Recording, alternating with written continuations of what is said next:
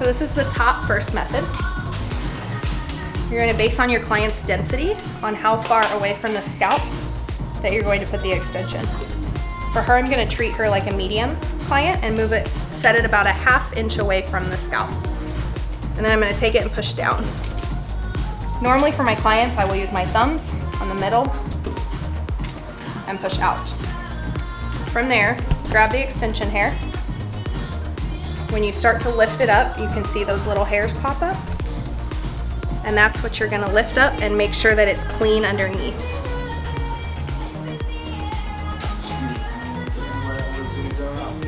Yes.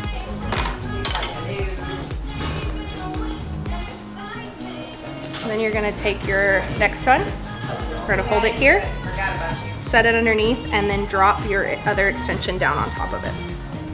At that point, you want to make sure that your corners and top is lined up. Once they're lined up, then you can press and seal down with your thumbs from the middle out.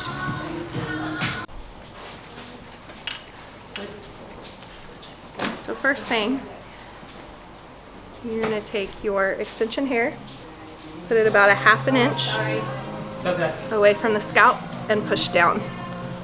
When you push down, it makes sure that there's enough hair attached to the tape-in extension to be able to lift it up and hair come with it.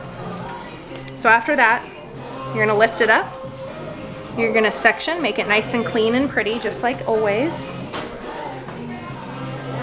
And then you will grab your single-sided tape, pull it off.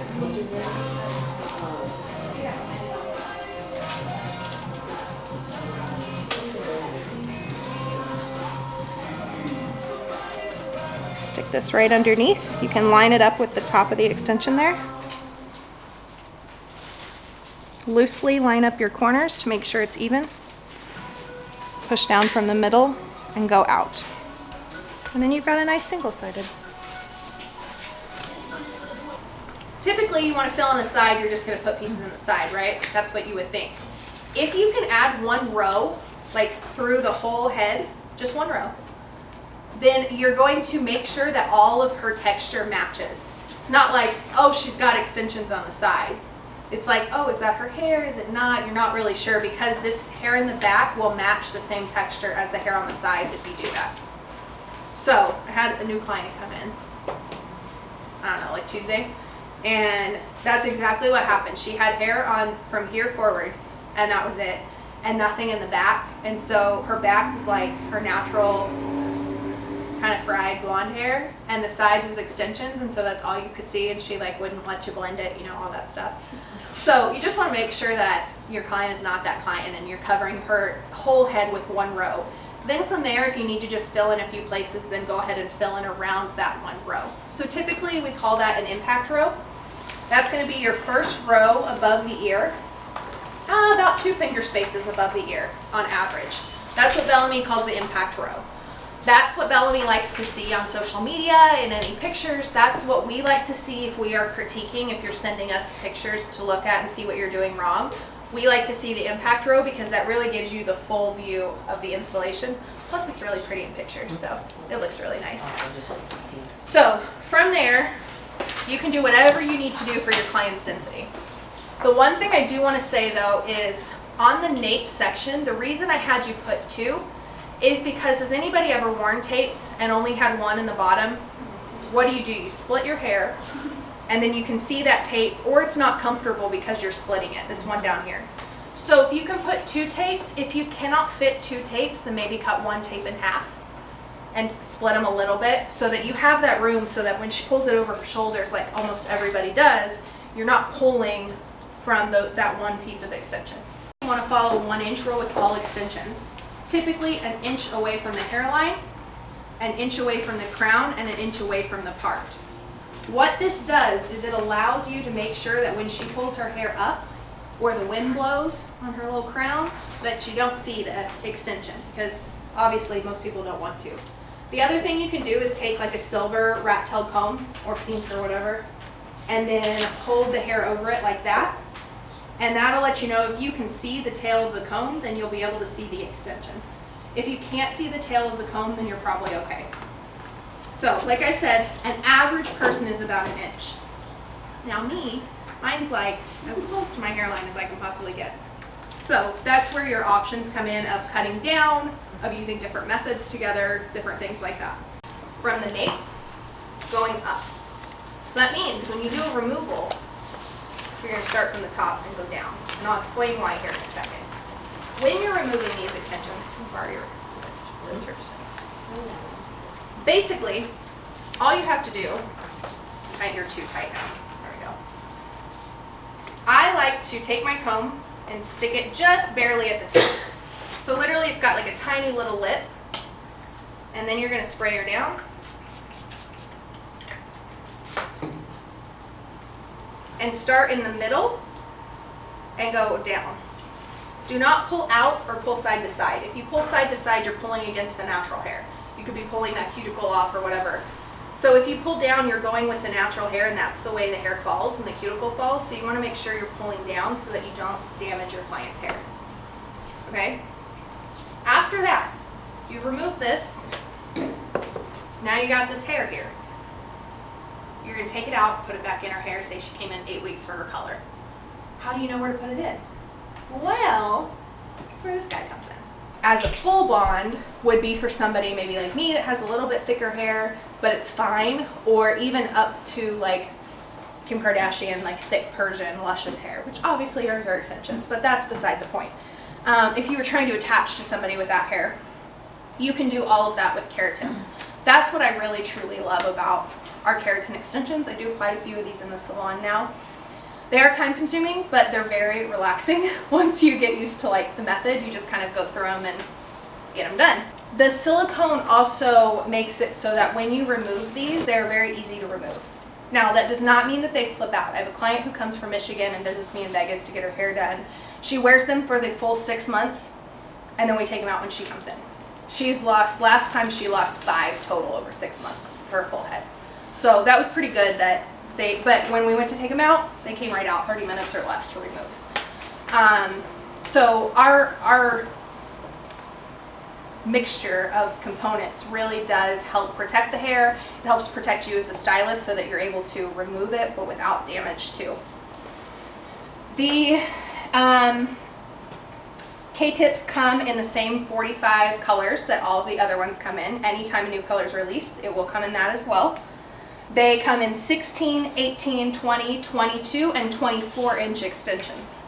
Okay, those are standard sizes. You can 16, 18, 20, 22, and 24. Those are in the standard size. So, a standard bond is 0.83 grams. Voila. We also offer micro keratins. Yes, you can cut down a standard keratin tip, but if you were to cut this in half, it'd be like 41, we'll say, 0.41. So that's a little less than 0.5 grams, so it's really your personal preference. There are the exact same amount of grams per pack in both packs.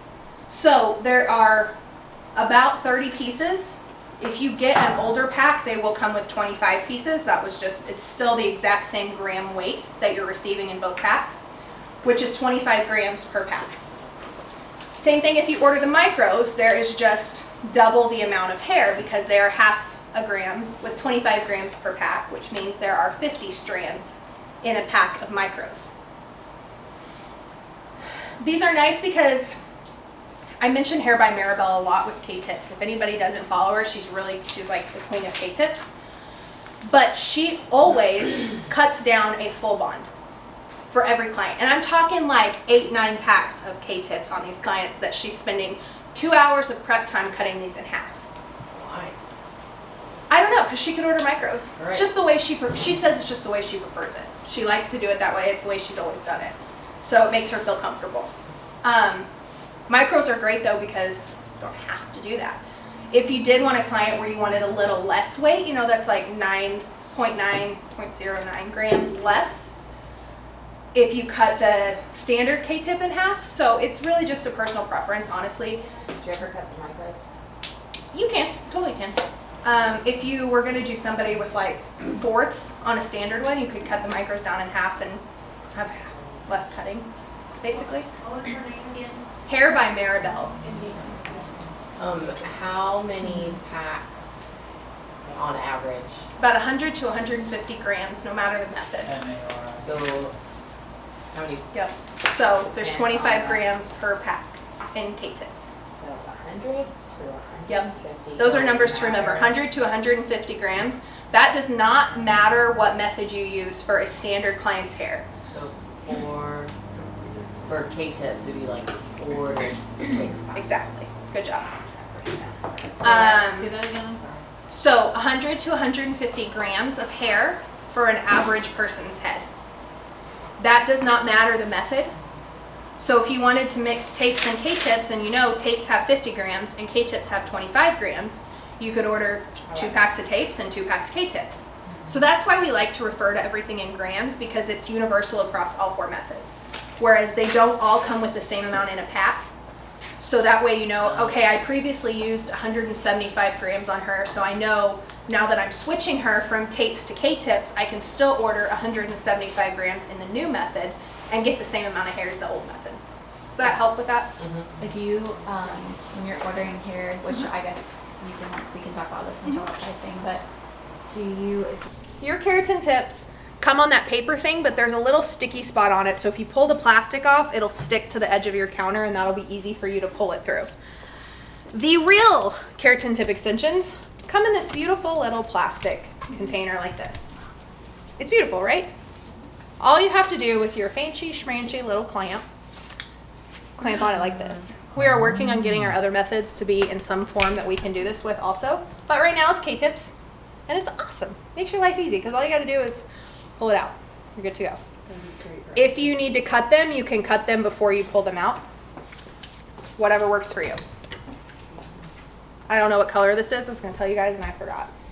It's a rooted color. That's all I got for you. So you have a heat tool or a heat shield and a pin curl clip. On this heat shield, there's the word professional. Mine's a little messed up. I'm sorry. And there's a line right above professional. Okay? And then you have the Bellami and the circle. So you're not going to hold it right side up. You're going to flip it upside down. So the Bellami is upside down. This is how you're going to hold your heat tool on the head. And you're going to put the hair from the section in through this way. So when you're holding the hair, you're going to put your first finger, like your fingernail, just below the Bellami. It's kind of at the bottom of the circle there. You guys all see that? So when it's on the head, it'll be against the head like this. You're going to hold the hair, the natural hair and the keratin tip between your first finger and your thumb. Yes, y'all get that. So once you put the keratin tip in there, it should be lined up with the line above professional with the top of the keratin tip. So what this does is as you're going, you're lining up with that line, and that makes sure that all of them look like little soldiers in a row. Okay, so that keeps it nice and clean. This also makes sure that you have enough room. If you keep your finger low enough, you have enough room to put your heat tool in there without burning yourself, because we don't want you to burn yourself. Your fingers are going to feel a little bit warm today from the rolling. You're okay, I promise it'll go away tomorrow. If you guys need to come in closer while I demo, you totally can, because I'm trying to stay close to the plug, so I know it's kind of weird. And I'm going to do a few of these, so don't stress out. It's okay. When you take your section, 4 K-tips, U-shaped section. So I like to describe it, you're going to think this is stupid, but it'll make sense. When you take a hot dog, it's got rounded ends, you cut it in half. So it's flat on the top and round on the bottom, but it's still skinny. That's what your section should look like, is half of a hot dog. So, about like this. I'm going to video it and I'll airdrop it to everyone. So basically when I'm taking this section, I want the density of this section to be the same as my keratin tip extension. Yes? So if you need to add more hair because the section you took is not enough, you never, ever, ever go wider than the little square that's on the inside of this. If you need to add hair, you're always going to go down from below and add more hair to that. If you need to take some away, same thing, from the bottom out. Okay? It's really important, because if If you take your section wider than this little square is, then it's going to have those crosshairs like we talked about with tapes. It's going to cause damage long term. That's part of why I think K-tips have a bad rap, is because people don't take proper sectioning. So, same thing as with the tapes. It's going to look slightly grown out to you, just because of what you're used to seeing. But when it's in your client's head, it's not going to feel grown out, it's going to feel tight. When you're doing this, I want you to look at, trying to get my comb out of the way, where you're holding your board. So I've got my pretty section now. You don't want to lift it up so that it's pushing that hair out. You want to lower it so that it's 0 degree elevation with the hair coming straight down from the section. Again, natural fall is always going to be the healthiest for your client's hair. Let me look at my section, hang on. There we go. So you guys can see how this is like laying flat. It's not sticking out from the sides. All nice and healthy. So then from there, you're going to tape your full keratin bond. Don't cut these down yet. We're going to talk about that later. But you're going to take your full keratin bond. You're going to put your finger where it needs to be, put your K-tip in there, and hold. So notice my fingers are still down at 0 degree elevation. They're not lifted up, they're not side to side, they're straight down. That's where you want your fingers to be when you're installing your K-tips. Now, take your heat tool, press and hold until you see it spread. See how much that spread out? You're gonna tap, wrap, and roll. Okay? I'm gonna do a few of these, like I said, don't worry. Make sure when you're rolling that you're rolling. Don't squeeze and pinch. Roll your fingers. Because that's what I did, because I got distracted and it's flat now. Can you heat it up again? You can, but the more you heat it up, the more longevity you're losing. Most of the time you won't really need to unless you're just trying to smooth it out. Then you can just tap it, but I don't recommend doing it more than twice. If you have long fingernails, use your fingernails. Whatever works best for you is the best option.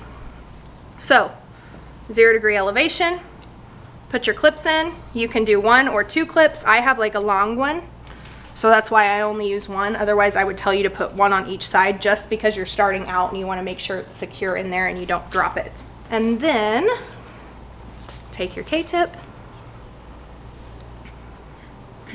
put it in your fingers, line it up. You place it on top of the hair. Yes, place it on top of the hair, of the natural hair. Press and hold. Tap, wrap, and then roll. Yeah, that's what I was thinking. Or drop. What are you roll. wrapping? So you're taking the keratin tip after it's melted and you're wrapping it around the hair It strand. spreads out. So that's why you put it on top and you're taking your fingers and you're wrapping it around the hair strand and then rolling so that it rolls into a nice It's like shape. a little ball of rice. Yeah. A little rice. Like a sushi roll. Yeah. There you go. Your The sushi roll. hair is the sushi inside the seaweed. Consistently. Like if you take your fingers and push so that you can like see the white on your fingers, it's almost that hard. So make sure you have even pressure on your fingers as you're rolling up and down the hair strand. Make sure you're going up and you're going down. Like I said, picture a grain of rice because you're trying to go up and seal it and down and seal it. If you don't seal it correctly, there are lots of things that can happen that we will talk about later. But I just want you to keep that in mind while you're doing this. So I'm going to do a couple more. If you feel comfortable, feel free going ahead and trying it. I want you to get at least 3 before you ask me over to critique you or look at anything. Spacing. What about Side by side with no hair in between. No hair for today. Side by Start side, no hair in between. side by side, no hair in between, and start in the middle and work your way outside. Okay, so we're gonna take our U-shaped section. Never fails to say it one time. No wider than the square on the heat shield. You're going to lay your Bellami K-tip on top of the heat shield. You're gonna press and hold until you see the keratin spread. And then you're going to tap, wrap, and roll.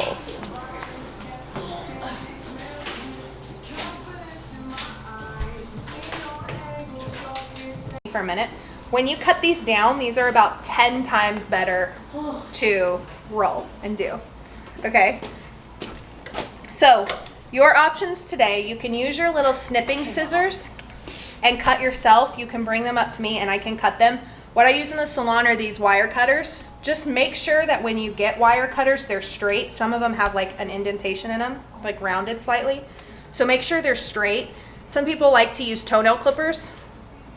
You can use toenail clippers. Again, just make sure they're straight, not rounded. So when you look at this, I know everybody noticed on your K-tip, there's a B on the K-tip. B for Bellami. Typically, I don't use a full bond like this. When I say that I use a full bond, I cut about this much off the top.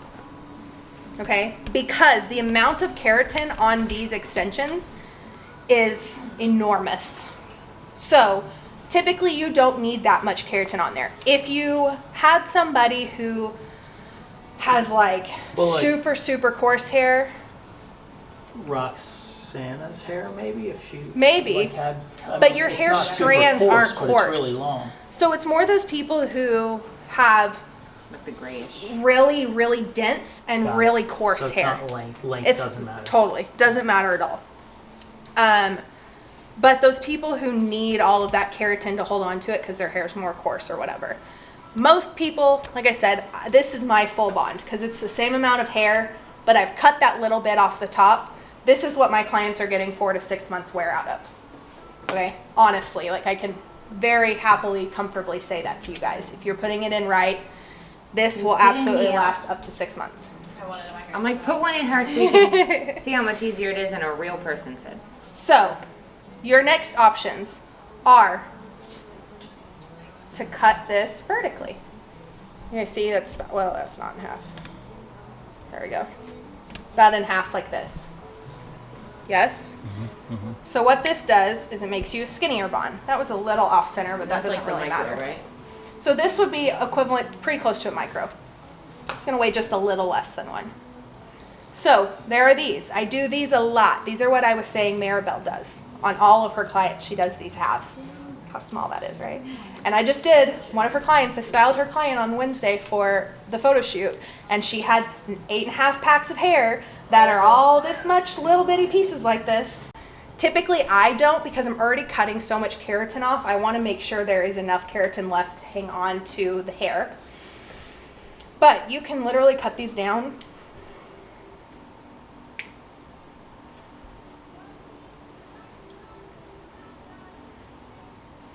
Like that.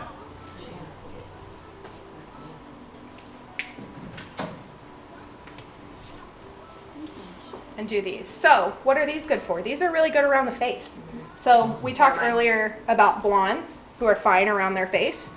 That's what I love these for. That's what I'm about to put in my hair for a while to give me a break from long hair is these little babies. Maybe even a little bigger than this. But you can get these up to the hairline, and if it's the same color as the root, you can't see them. They just look like highlights.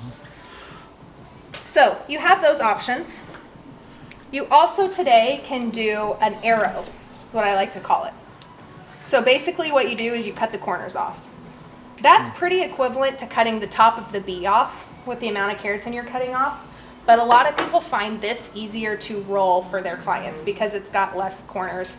I don't do this, I just cut the top off, because that's me. I like less cutting. So there's that option. There's also one more option you can do today, and that is diagonal. So it's kind of like the arrow, slightly easier, less cutting. What's the benefit? To have less, it's still the same as the arrow, so it helps give you that nice rice shape at the top, but with less rolling. And it helps seal the top so there's not as much keratin to just sit there. Yeah. What do you use more often than not? Do you have a go-to? I almost always cut just above the bee off, and then I cut vertically in half. Those are my 90% of my K-tip. Tell me why you would do that versus just ordering the micro. For me, the reason I have ordered micros. The reason I do that is because I mix in the head. So some of them I do half horizontally because I like I need that density of the hair. But then maybe around their face only. And I don't really know how many I'm going to do around their face. So I just order them all standard and then cut them as I need them. I have a lot of clients that I mix and match. So maybe I have a client who has dark brown hair and she wants to start adding some lightness in. So I'll start with a few little thin pieces and work my way up to like bigger pieces as I work it into her hair, just like a normal highlight would. You know, you get brighter around the face. Do you ever not? The density of what you had before, what are you going to do with your section? Half C's. Half, exactly. So you still don't want it wide. Here's where it might get a little bit confusing for some people. Your section should not be wider than the end of your K-tip. Okay, so if your section is wider, cough, cough, Chris. I'm joking. But she's not. She's joking. You were the only one that did it wider. Everyone else did something It's all different. on camera. So, I'm trying to make us feel better. it's okay. So yeah, your section should not be any wider than this. Like I said, if you need more hair, go deeper. Do not go wider with this section.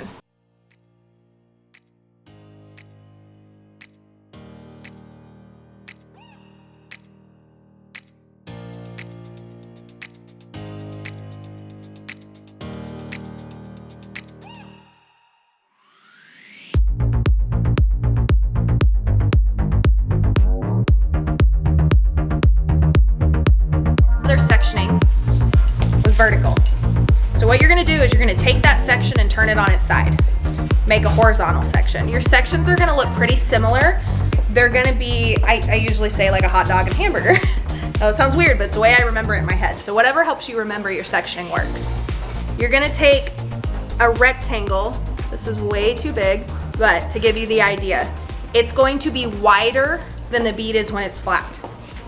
Okay, it has to have some width on either side of the bead. I'm going to show you guys real quick. I'm just going to do this and then I'll walk you through it. So, this is about an average section size. Average person's head. Yeah, that looks pretty wide, right? It's not super deep down. It's like, I don't know, like a half an inch deep. You can go deeper and you can go wider on this one. You do not want to go too deep because it will make the weft look like it's grown out.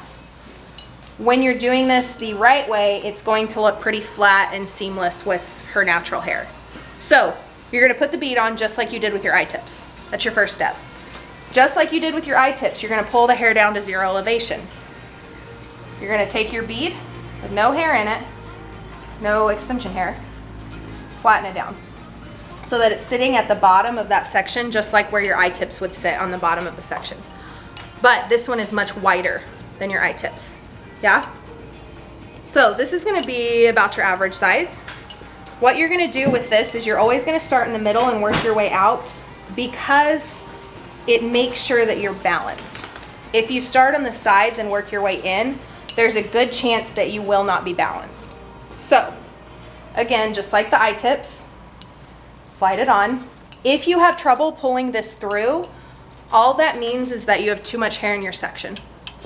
So, take it like this, clamp it down, just normal. We learned it on the side. Like that's how I've been doing it. Like Yeah. I start here. And Well, this is a whole different method. That's Yeah. why I said forget everything you've learned in any other class and start like you don't know anything. Because this is totally different than anything else. So, I mean, not totally different, No, but I'm not saying yeah. that because I don't. I'm just Totally. saying that. Yeah, totally. So, you're going to start in the middle, work your way out. That'll make it even for you to be able to do this. Everybody understand that. It's the same thing as what we just did. You guys are a little more elevated than most of my classes. So, what I want you to do is, after we're done with the thread, what you're going to do is section out a section that's like a 1/2 inch to 3/4 of an inch deep, like this, all the way around your impact row section. Yeah? All the way to the side. Clip that out of the way. Braid this to the front or the side or something just to get it out of your way. Braid all of this down that's underneath. Usually what I like to do is clip it around in front of her chin. And then drop that down. And this is going to be your section. So this will give you a good idea for your section depth before you even get started. So I want you guys to take this section and have me okay it before you go in and start putting your beads in, because if it's too deep and you start putting your beads in, then you do all the work for nothing. So you pop your first 2 beads in first? No. Or you do your section? You guys are going to do the section first. When you're in the salon, you won't normally subsection that. This is just so you guys can get an idea of how these sections should look. So first step when you go back to your station is to do that subsection, braid it out. I'll come around.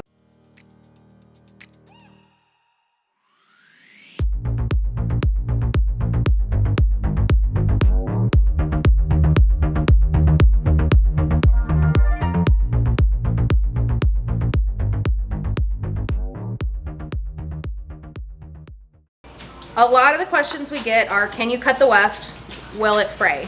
I have not had an issue with it fraying at all. I do this method and I do a couple of others that are not sewing, and I don't have a problem. If you're just worried about it, then you can totally glue it, because anytime you cut it, there might be 1 or 2 hairs that were outside of wherever that sewing was at beforehand. You might lose those hairs, but it shouldn't go any further in.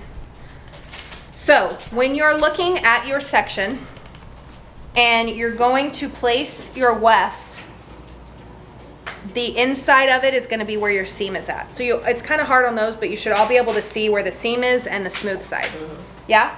So is everybody in here right-handed? Do we have left-handed? Perfect. That makes it easy, guys. I'm going to do it either way. But so when you're looking at this and you're right-handed, you're going to sew from left to right. Yeah? So you're going to start on the left side of your weft. You're going to go through the back about 3/4 of an inch to an inch from the back to the front of the weft. So underneath. Yes. Through the actual weft itself. Pull that all the way through. Super close to the end? About an inch, 3/4 of an inch to an inch away from the end for that first stitch. So you'll see, I left my little tail on here, so you'll see where the knot stops. And then when you get back to your stations, you guys can trim this little tail off if you guys have that also. So your next stitch is going to be over the top, through the back again, about halfway between that first stitch and the end. So about there.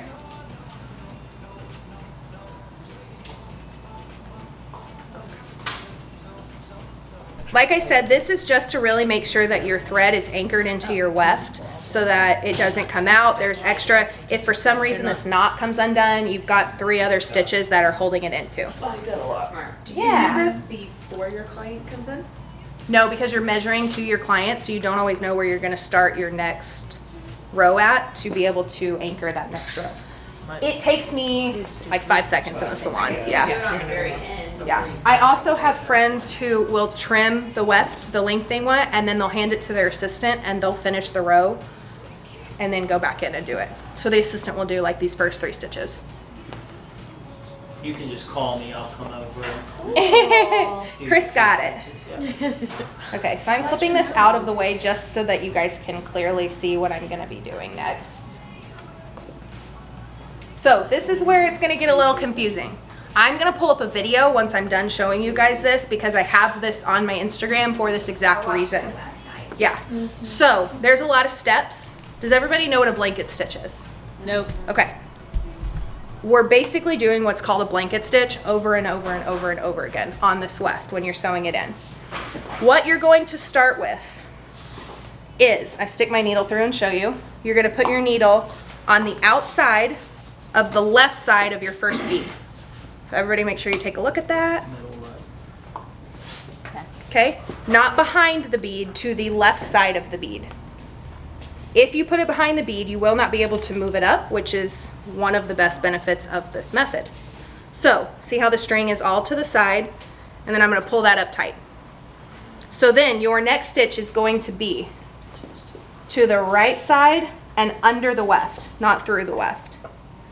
Okay, so you're going through the hair. This little loop here, make sure is on the right side of the needle. So then when you pull this up, grab the bottom of the loop and pull it tight. See how that thread is going through the loop there?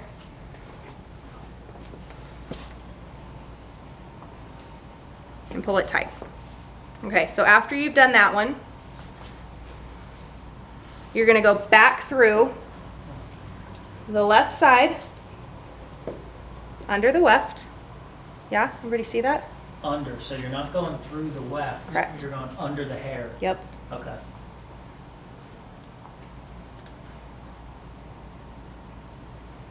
And then this is where you want to make sure you're hanging on to, let me get my fingers right, the weft, because it's under the hair. If you don't hang on to the weft while you're doing this, it will not lay flat against the head. That's where you'll get those corners that like roll up. Okay? So from there, you're gonna go through the right side one more time, under the weft, through the loop, and pull straight up. So this is gonna create your anchor. Yeah, we all see that? Does that make sense? I'm gonna do it again. Normally, on a head, you would only do this on the first bead. So do not get confused, because I'm gonna do it again on the next bead to show you guys again, but that's not normal. Okay. So I'm gonna show you one other variation that you can do that I do in the salon. When you go through the left side, through the hair, at that point would be the only point I would go through the weft also, if you choose to. So this would be this very edge corner. For me, I feel like that does secure it down just a little bit better than not doing it. It's just a personal thing that I do. When it grows out, it doesn't slap. Yep. So you go to the next one. You're gonna go on the right side. I'm gonna put this in and then I'll move out of the way. Under the weft. So the right side of the bead. Correct. Under the weft. Under the weft. Pull up through the loop and pull tight. So then you're gonna go back through the left side, but under the weft.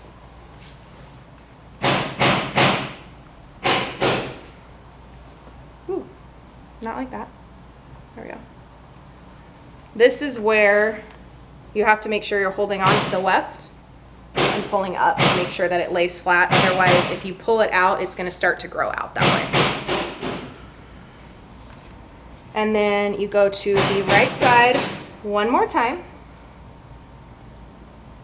Under the weft again, just like what you did on the left side.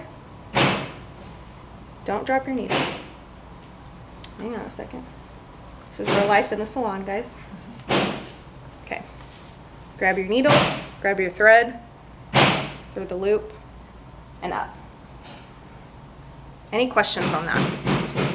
When you say to the left side of the bead, Mm-hmm. You mean to the left side of the bead, or do you mean the hair to the left side, like you're going in that? Or are you going here? You're going through the natural hair, but on the left side On of the bead. the natural hair through the left side of the bead. Okay. So your normal stitch is going to be on the left side of the bead and under the weft, up through the loop, and pull up. And then you're going to go on the right side of the bead, through the loop, and up through the top. And that's your stitch all the way around the head. Left side of the bead, right side of the bead. Left side of the bead, right side of the bead. Until you get to the last one. You're gonna go through the natural hair on the left side of the bead. Yes? Yes. Okay. Just like your normal stitching for this first one. So then you're gonna go on the right side of the bead and under the weft, just like your normal stitching. Yes, so far so good, right?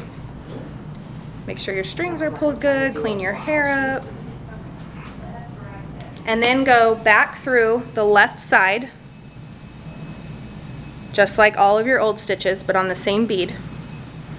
Okay, so this is where it starts to get different. So you did left and then left again. Left, right, left again. Okay. Yep. I'm trying to pull all my string tight real quick. So then from there, you're gonna go through, I'm gonna stick the needle through and then step out of the way. See how that's through the right side of the bead? If I can get a hold of it again. Pull that through. And then stick the needle through, hang on, the corner of the weft. And through the string? Under. It doesn't matter if it's through the string. Through it and then back into it. Yes. Left, right side of the bead. Mm-hmm. And you would do the triple knot. Yep. Through the, well, not yet. Through the back of the weft. So you're going basically through the right, down through the right side of the bead, through the back side of the weft. Okay? So then your next stitch is going to be a normal stitch that you've been making on the right side again, under the weft. What this does is it helps knot up that spot that you were just sewing in, that you went through the weft. It just helps knot that all down and hold it tight. So that's the same stitch you've been making. So just, Okay. and through the right side of the bead? Yes. So then after that, you go through the right side. I like to do it on the outside, like that. Pull it through, pull it up. And then from there, you can make one more knot if you like to. That's where I stop on that part. And I stick the needle through one of my old loops, just the loop of the thread, okay? And this is where you're gonna do, where you take this loop, 1, 2, 3. Make sure you're pulling this string tight because otherwise, like I said, it absolutely will tangle up on you. Do this a lot in the salon. When you're doing the 1, 2, 3, Mhm. do you go into the loop? Doesn't matter, just wrap that loop around your needle 3 times. From there, cut it off. Do a couple little knots just because that makes me feel good. Pull them tight and then trim that off. Okay, everybody feel okay with that? So you're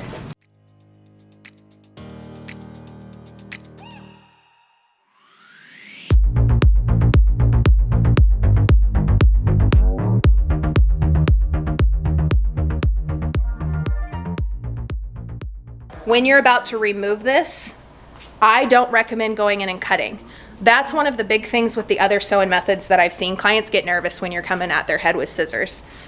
What you do for this also, we're gonna drop these on. Pull them out, yeah. Yeah, so usually I just loosen them because it's like a big dramatic show.